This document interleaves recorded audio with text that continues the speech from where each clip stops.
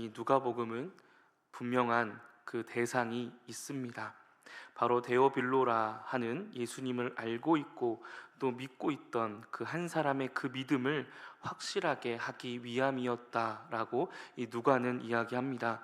초대교회는 이러한 이 누가복음을 데오빌로라 그 하는 한 사람이 예수님이라는 분을 이미 알고 있는 이방인 그리스도인을 대표하는 사람으로 생각하며 이 누가복음을 읽었습니다. 누가복음은 예수님을 알고 있던 이방인 그리스도인을 향해서 쓴 예수님에 대한 서신입니다. 그러니까 누가복음은 대상에 있어서 또 이방인인 우리에게 더욱 가까운 복음서라고 볼 수 있습니다. 이 누가복음의 목적은 저번에도 이야기했던 것처럼 이미 예수님을 알고 있는 것을 더욱 확실하게 하는 것이라고 이 누가는 말하고 있습니다. 예수님에 대해서 알고 있는 것을 확실하게 하는 것입니다. 그러니 바라기는 오늘 우리가 알고 있었던 그 예수님에 대해서 다시 한번 더욱 확실해져가는, 예수님에 대해서 더욱더 확실해져가는 그런 시간이 되기를 간절히 소망합니다. 누가복음 2장은 역사적인 장면으로 시작됩니다. 로마 황제였던 아우구스투스, 오늘 성경에는 아구스도가 호적령을 내립니다. 그러니 이름을 등록하라고 모든 백성에게 호적령을 내립니다. 그래서 이 모든 백성은 자기 고향으로 돌아가야 했습니다. 요셉과 마리아도 다윗의 동네 베들레헴으로 올라가게 됩니다. 이 요셉이 바로 이 베들레헴 다윗의 후손이었기 때문입니다. 누가복음 2장 1절로 5절입니다. 그때 가이사 아구스도가 영을 내려 천하로 다 호적하라 하였으니 이 호적은 구레뉴가 수리아 총독이 되었을 때에 처음 한 것이라. 모든 사람이 호적하러 각각 고향으로 돌아가매 요셉도 다윗의 집 족속이므로 갈릴리 나사렛 동네에서 유대를 향하여 베들레헴이라 하는 다윗의 동네로 그 약혼한 마리아와 함께 호적하러 올라가니 마리아가 이미 잉태하였더라. 이 모든 일의 겉모습은 제국의 행정명령이었습니다. 마치 역사적으로 당연히 일어나야 할 필연적인 것처럼 보입니다. 그러나 누가는 이 사건을 하나님의 주권 아래에서 해석합니다. 왜냐하면 이러한 움직임이 이 아구스도라는 사람에 의해서 전국적인 호정령이 있지 않았다면 예수님은 다윗의 동네에서 태어나지 않았을 것이기 때문입니다. 다윗의 동네에 베들레헴에서 예수님이 태어나셨다라는 이 사실은 하나님께서 약속하셨던 그 약속을 이루셨다라는 선포이기도 합니다. 미가서 5장 2절은 이렇게 하나님께서 약속하셨다고 우리에게 알려줍니다. 제가 읽겠습니다. 베들레헴 에브라다야, 너는 유다 족속 중에 작을지라도 이스라엘을 다스릴 자가 내게로 나올 것이라.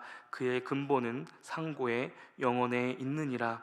베들레헴을 향하여서 이스라엘 다스릴 자가 나올 것이다 라는 이 하나님의 약속이 성취되었다라는 사실을 보여줍니다. 그러니 이 아구스도의 전국적인 명령이 없었더라면 마리아는 그곳으로 가지 않았을 것입니다. 하나님은 이러한 모든 것들을 사용하셨습니다. 그 당시 로마의 황제, 전국적인 황제로서 있었던 그 황제의 명령 또한 하나님께서 사용하셔서 하나님의 약속과 하나님의 계획을 이루어 가셨습니다. 마리아는 그곳 베들레헴에서 하나님께서 약속하셨던 대로 출산을 하게 됩니다. 오늘 본문 6절로 7절입니다.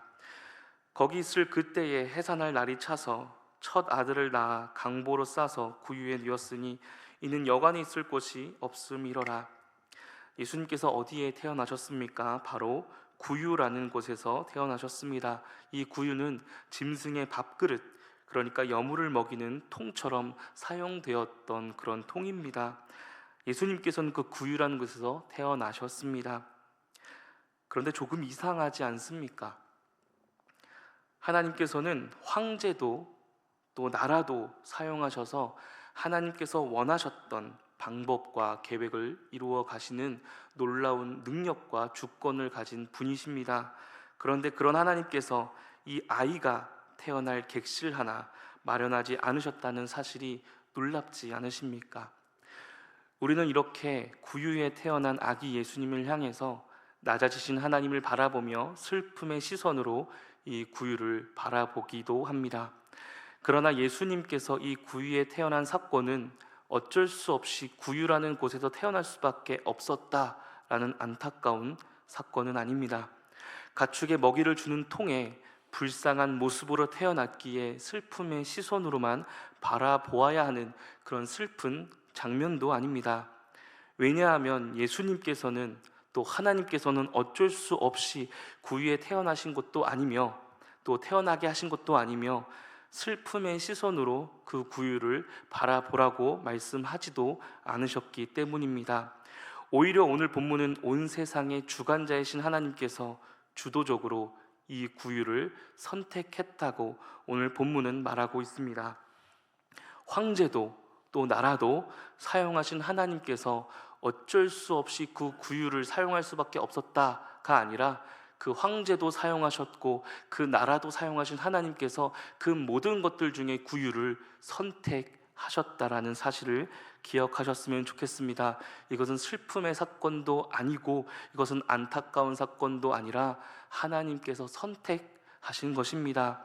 그리고 하나님께서는 이것이 우리에게 복음이고 기쁜 소식이다, 슬프고 안타까운 것이 아니라 기쁜 소식이다 라고 말하고 있습니다. 누가복음 2장 10절로 12절 말씀 제가 읽겠습니다. 천사가 이르되 무서워하지 말라. 보라, 내가 온 백성에게 미칠 큰 기쁨의 좋은 소식을 너희에게 전하노라. 오늘 다윗의 동네에 너희를 위하여 구주가 나셨으니 곧 그리스도 주시니라. 너희가 가서 강보에 쌓여 구유에 뉘어 있는 아기를 보리니 이것이 너희에게 표적이니라 하더니, 하나님께서는 자신의 뜻대로 그 구유를 선택하셨습니다. 그리고 예수님은 그 구유에서 태어나셨습니다. 그리고 이것은 안타깝게 바라봐야 하는 슬픈 장면이 아니라 큰 기쁨의 소식이다 라고 우리에게 이야기하면서 오늘 이야기가 마무리됩니다. 그러면서 8절부터는 약간 장면이 전환이 됩니다. 구유에서 이 장면이 들로 장면이 전환됩니다. 그곳에는 목자들이 밤새 양을 돌보고 있었다고 이야기합니다. 그런데 그들에게 갑자기 주의 천사가 등장하고 주의 영광이 그들을 두루 비추었다고 오늘 성경은 말합니다. 누가복음 2장 8절로 11절입니다. 그러면서 천사는 이렇게 말합니다.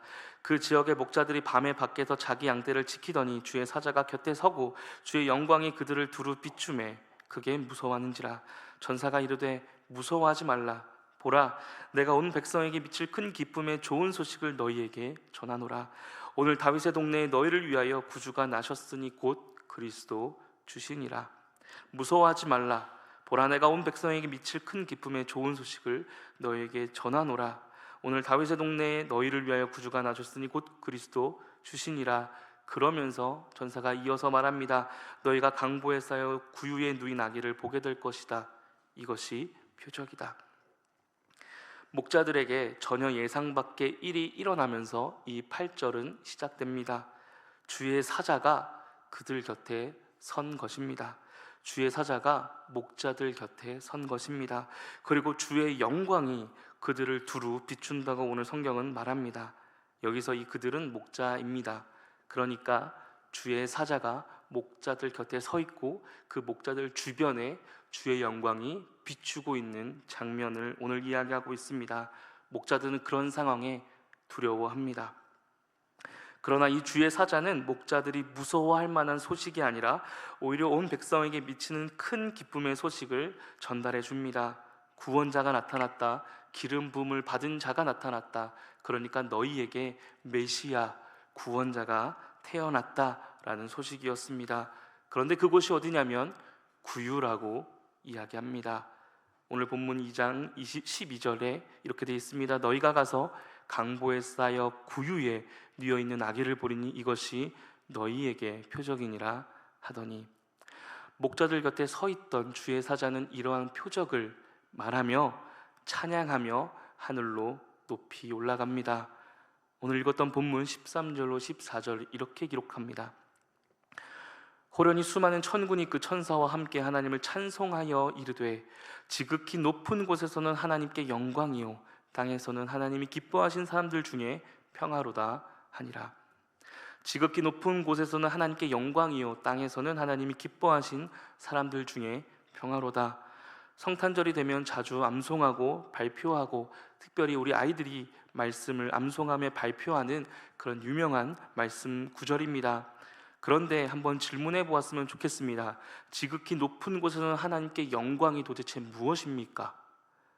지극히 높은 곳에서는 하나님께 영광이라고 이 주의 사자가 찬양을 했는데, 지극히 높은 곳에서는 하나님께 영광이라는 것이 도대체 무엇입니까? 그리고 땅에는 하나님 기뻐하시는 사람들 중에 평화라고 하는데, 이 평화는 무엇입니까? 오늘 본문을 보자면 이 하나님께 영광이었고 땅의 평화였던 것은 결론적으로 구유에 있었던 예수님을 가리킵니다. 조금 더 이것을 살펴보기 위해서 우리 구약에 대한 이야기를 한번 살펴봤으면 좋겠습니다. 오늘 본문에 이 영광이라는 표현이 자주 등장합니다. 주의 영광, 그 영광이라는 표현이 누가복음에 등장합니다. 이 영광은 독사라는 헬라어 단어이며, 이것과 동일한 단어는 히브리어로 카보드라는 단어입니다. 이 단어는 출애굽기에 이렇게 사용되고 구약 성경의 대부분 이것과 비슷하게 사용이 됩니다. 출애굽기 40장 34절로 35절은 이렇게 기록합니다. 구름이 회막에 덮이고 여호와의 영광이 성막에 충만하매 모세가 회막에 들어갈 수 없었으니 이는 구름이 회막 위에 덮이고 여호와의 영광이 성막에 충만함이었으며, 여호와의 영광이 성막에 충만했다, 여호와의 영광이 성막에 있었다라는 이 단어는 이것이 갖고 있는 의미는 하나님께서 임재하셨다라는 의미로 자주 사용됩니다. 그러니까 하나님께서 계셨다, 하나님께서 오셨다, 하나님께서 가까이 하셨다라는 것이 바로 사람에게 다가온 하나님의 영광입니다. 그래서 이 영광이라는 단어, 영광이 있었다라는 단어는 주로 성전이나 성막에 사용됩니다. 성전과 성막에 하나님의 영광이 임했다, 하나님이 가까이 오셨다, 하나님이 이곳에 계셨다라고 사용하고 있는 것입니다. 그런데 오늘 본문은 그러한 주의 영광이 임재하셨다는, 가까이 오셨다는, 함께 하셨다는 그 주의 영광이 어디에 있었다고 말하고 있습니까?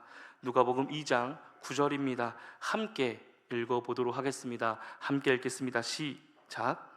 주의 사자가 곁에 서고 주의 영광이 그들을 두루 비추매 크게 무서워하는지라. 주의 영광이 누구에게 비춰졌습니까? 목자들입니다. 주의 영광은 성전이 아니었습니다. 주의 영광은 성전 밖에 있었던, 그 외곽에 있었던 목자들에게 두루 비추고 있었습니다. 성막에 있어야 할 것이, 성전에 있어야 할 것이, 또 특별한 사람들에게만 허락되었던 그 여호와의 영광이 그 성전과 가장 떨어져 있던 그 외곽에 미천하다라고 할 수 있는 목자들에게 임했습니다. 그리고 그 주의 영광을 목자들은 보게 됩니다. 그리고 목자들은 그 주의 천사가 말한 그 하나님께 영광이었던 그 영광을 바라보기 위해서 그들이 말했던 표적을 쫓아갑니다. 바로 구유에 있는 아기를 찾아 떠납니다. 그래서 결국 찾게 됩니다. 그들은 구유로 갑니다. 구유에 누가 있었습니까? 주의 영광 그 자체가 구유에 있었습니다. 가장 높은 곳에서는 하나님께 영광이었던 그 주의 영광이요, 땅에서는 하나님이 기뻐하신 사람들 중에 평화인 그 주의 영광 그 자체가 구유에 있었다는 사실을 오늘 이 시간 같이 기억했으면 좋겠습니다. 하나님의 임재, 하나님께서 함께 하신다고, 하나님께서 계신다고, 그곳에 계셨다고, 임재하셨다고 했던 그 하나님의 영광 그 자체인 예수 그리스도께서 구유에 있었습니다. 아까도 말씀드렸던 것처럼 하나님의 영광은 성전에, 성막에 있어야 했습니다. 그런데 그 영광이 어디에 있습니까? 들판에 있었고, 목자들에게 있었고, 또 구유의 여물통에 있었습니다. 왜 그렇습니까? 바로 그러한 자들에게 하나님이 오시겠다는 그런 선포입니다. 그런 자들에게 하나님께서 오시겠다는 선포입니다. 누가복음 전체는 낮은 자에게 오시는 하나님을 이야기하고 있습니다. 가난한 자에게 복음을 전해서 그들을 자유하게 하겠다는 하나님의 선포가 담겨 있는 것이 바로 누가복음의 이야기입니다. 하나님께서는 구유를 선택하셨습니다. 어쩔 수 없이 가신 것이 아니라 구유를 선택하셨습니다. 그것처럼 우리를 선택하셨습니다. 들판을 선택하셨고 목자들을 선택하신 것처럼 그 주의 영광이 들판의 목자들에게 구유에 있었던 것처럼 우리를 선택하시고 우리에게 오신 것입니다. 왜요? 왜 오신 겁니까? 왜 염을 통해, 왜 들판에, 성전이 아니라, 왕궁이 아니라 왜 그곳에 오신 것입니까? 요한일서 4장 10절은 이렇게 이야기합니다. 사랑은 여기 있으니 우리가 하나님을 사랑한 것이 아니요 하나님이 우리를 사랑하사 우리 죄를 속하기 위하여 화목제물로 그 아들을 보내셨습니다. 우리가 하나님께, 우리가 성전으로 감히 그 거룩한 곳으로 갈 수 없기에 주의 영광은 그 염을 통해, 주의 영광은 그 들판에, 주의 영광은 보잘것없는 그 목자들에게로 향했습니다. 그래서 우리는 이 누가가 쓴 이 말씀을 복음이라고 이야기합니다. 기쁜 소식입니다. 이 기쁜 소식은 하나님께서 주도하신 하나님의 이야기입니다. 하나님의 영광은 자기 백성을 구원하려는 주도적이고 자발적인 사랑입니다.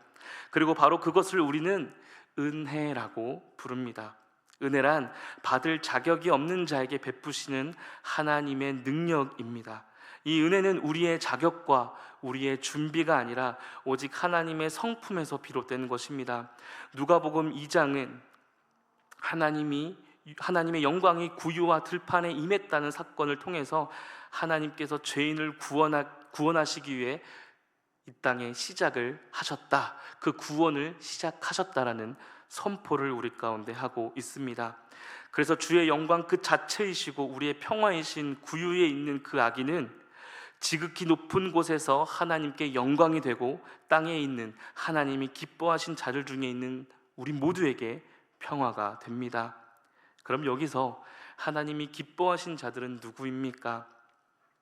구유에 누워있는 아기 예수가 우리의 구주시며 그리스도 주라는 사실을 고백하고 믿는 자들이라고 성경은 말하고 있습니다. 누가복음 2장 20절은 주의 사자가 말했던 대로 구유에 갔던 그 목자들이 그 예수님을 만나고 다시 돌아오면서 했던 고백을 담고 있습니다. 목자들은 자기들에게 이르던 바와 같이 듣고 본 그 모든 것으로 인하여 하나님께 영광을 돌리고 찬송하며 돌아가니라.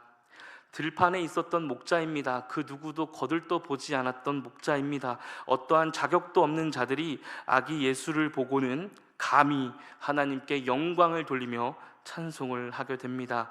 감히 하나님께 영광을 돌리며 찬송하게 됩니다. 그들의 삶에서는 절대로 찾아볼 수 없는 변화가 이 목자들에게 생겼습니다. 누구 때문에 그렇습니까? 그들을 찾아오신 주의 영광 때문이었습니다. 그들에게 하나님께서 찾아오셨고 양을 치던 목자들은 이제 하나님을 찬양하며 그분께 영광을 올려드립니다. 말씀을 마무리하겠습니다. 우리는 복음을 말할 때 종종 이렇게 시작합니다. 내가 예수님을 믿습니다. 내가 결단합니다. 내가 주님께 회개합니다. 이러한 고백과 결단은 너무나도 좋습니다. 그러나 이 고백이 믿음의 시작은 아닙니다. 이 고백이 복음의 시작이 아닙니다. 이 고백이 은혜의 시작은 아닙니다. 복음과 믿음과 은혜의 시작은 우리의 반응이 아니라 하나님께서 다가오셨다라는 사실을 다시 한번 기억했으면 좋겠습니다. 우리가 하나님께 간 것이 아니라, 오늘 이 복음의 이야기는 우리가 하나님께 간 이야기가 아니라 하나님께서 우리에게 오셨다라는 이야기입니다. 그것이 복음입니다. 주님이 우리에게 오셨다, 주의 영광이 우리에게 왔다, 이것이 기쁜 소식입니다. 오늘 본문은 그 사실을 아주 선명하게 보여줍니다. 하나님은 자기 백성에게 언약을 따라 철저히 주도적으로 그리고 전혀 예상하지 못한 자리로 오셨습니다. 왕궁이 아니라 들판으로, 왕들이 아니라 목자들에게, 그 당시에 기득권이 아니라 한 여인에게, 그 당시에 있었던 제사장이나 가장 높은 사람이 아니라 아이를 낳지 못했던 한 노년의 여인에게, 그리고 그 당시에 성전이나 거룩하고 아름다웠던 곳이 아니라 짐승의 여물통이었던 구유의 주의 영광이 오셨습니다. 그 누구도 예상하지 못했고 그 누구도 생각하지 못했던 죄인인 우리에게 주의 영광이 오셨습니다. 복음은 하나님께서 사람들에게 오라고 말씀하신 것이 아니라 올 수 없는 우리들에게 먼저 오신 이야기입니다. 그래서 예수님의 탄생은 하나님이 어떻게 오셨는가를 말해주는 복음의 시작을 알려줍니다. 예수님이 성전이 아니라 구유에 오셨다는 것은 하나님의 영광이 거룩하고 준비된 자들에게만 아니라 지금 이 자리에 있는 나와 같은, 우리와 같은 사람에게도 임하신다는 복음의 선언임을 기억하셨으면 좋겠습니다. 그래서 바울은 이렇게 우리에게 일러줍니다. 골로새서 1장 27절입니다. 하나님이 그들로 하여금 이 비밀의 영광이 이방인 가운데 얼마나 풍성한지를 알게 하려 하심이라. 이 비밀은 너희 안에 계신 그리스도 신이 곧 영광의 소망이니라.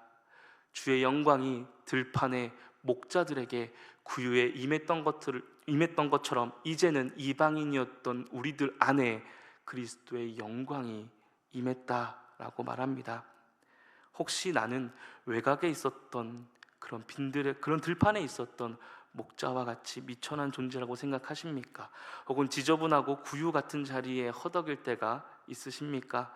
그런데 놀랍게도 예상 외로 전혀 예상하지 못했던 그 구유에 예수님이, 주의 영광 자체이신 예수님이 오셨고 지금도 오십니다. 그분의 오심이 하나님께는 영광이 되고 우리의 삶에는 평화가 됩니다. 우리 이 시간 우리가 알고 있던 그 예수 그리스도에 대해서 다시 한번 확실해지는 시간이 되었으면 좋겠습니다. 주의 영광이 오셨습니다. 우리에게 오셨습니다. 주의 영광이 성전이 아닌, 왕궁이 아닌 빈들에 오셨고, 예수님의 영광이 구유에 오셨고, 예수님의 영광이 나에게 왔습니다. 우리 그것을 다시 한번 우리가 알고 있었던 이 사실을 더욱더 확실하게 알고 그 확신에, 주님이 가르쳐주신 말씀대로 그 말씀을 가지고 그 확신을 더하며 살아가시는 우리 모두가 되기를 주님의 이름으로 간절히 축복합니다. 기도하겠습니다. 사랑의 주님, 전혀 우리가 생각하지 못했던 곳에 주의 영광이 있었습니다. 과연 이곳에 있을까? 있으면 안 될 텐데 라고 하는 그 곳에 언제나 주의 영광이 있었습니다.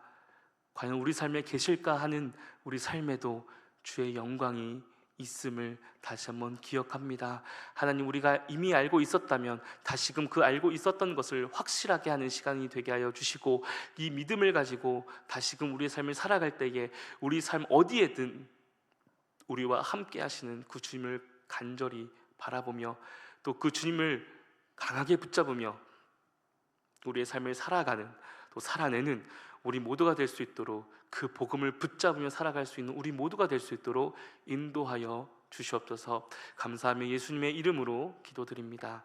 아멘.